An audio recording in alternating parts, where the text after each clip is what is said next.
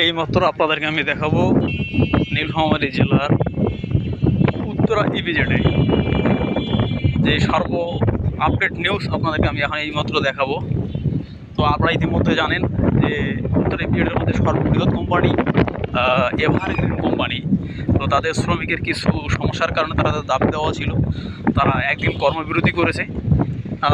সেটি অবশ্য তাদের যে দাবি 23 দফা দাবি ছিল, তো সেটা ইতিমধ্যেই কোম্পানি কর্তৃপক্ষ মেনে নিয়েছে।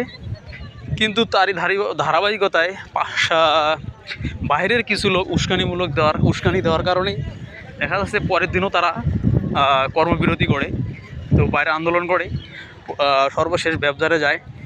তো দেখা যাচ্ছে যে সেই ক্ষেত্রে কোম্পানি কর্তৃপক্ষ তাদের দাবি দেওয়া মেনে নেওয়ার পরেও শ্রমিকরা কর্মবিরতি করার কারণে সেই কোম্পানিটি ইতিমধ্যে আপনারা জেনেছেন যে অনির্দিষ্টকালের জন্য বন্ধ ঘোষণা করেছে।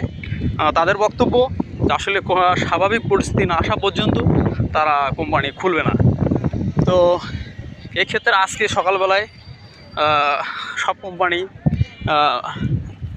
প্রবেশ করতে সমস্যা হয় এবং ঘটনাস্থলে একটি লোক মারাও যায় একজন। তো